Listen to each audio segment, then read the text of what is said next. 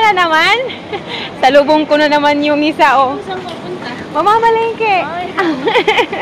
Ayan, lagi ko siyang nakakasalubong pag dito ako nadaan sa, sa park. Going to yung Oak Supermarket. No, Wet Market. Mamimili lang naman ako ng ilang pirasong gulay. Yung araw-araw lang na pangangailangan namin. Lang di ba? Pag naka-day off, kala mo pormang-porma ang lola nyo. Pormang-porma. Kala mo kung saan rarampa eh. Siyempre, lugar natin ang mga sarili natin. Mahirap na. Kaya mamalengke ka, magpapasiksi ka eh. Para ka naman syunga.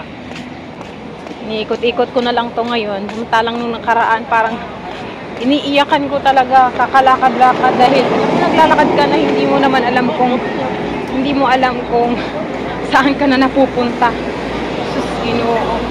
Ngayon, 1 month mahigit, nakakamiss ako na, napapamiliarize ko na. Update lang tayo mga mi. Actually, 1 oras ko lang naman na nilinis yung bahay, tapos na. Punas-punas lang, vacuum, tsaka mop. Yun lang naman kasi gagawin sa umaga. Tapos, wala na. Hindi naman kasi malaki yung bahay, maliit lang. Mas arrange na lang yung mga laruan din, hindi naman ganun kakalat. Kaya tinapos ko na ng maaga. Pero pag wala akong pamalengke, ganun, binabagalan ko yung paglilinis ko. Kanina nga, dami ko pang ginagawang kaik-ikan. Pero natapos pa rin siya ng oras lang.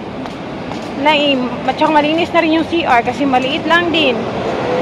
Maliit lang, tapos maya-maya kapag nagagamit sila, sinusundan ko, nililinis ko.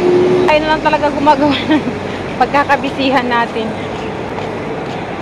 Medyo malayo-layo kaya yung palengke. Pero okay lang, may time pa naman ako. Before siguro si Popo dumating, yung mama ni Madam, nakakabalik na rin ako.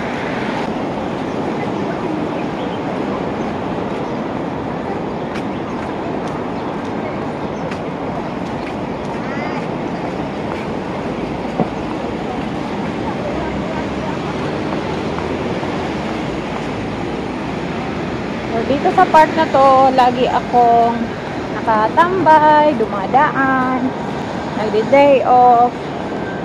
And pag natapat ng hindi Sunday yung day off ko, napaka-boring mga mi.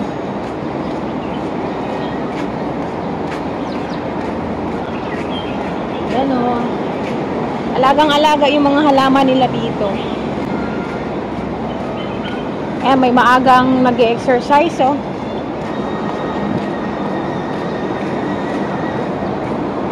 Mga Mother Earth.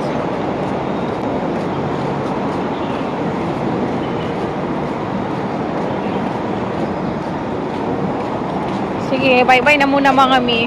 Bibilisan ko ang aking lakad.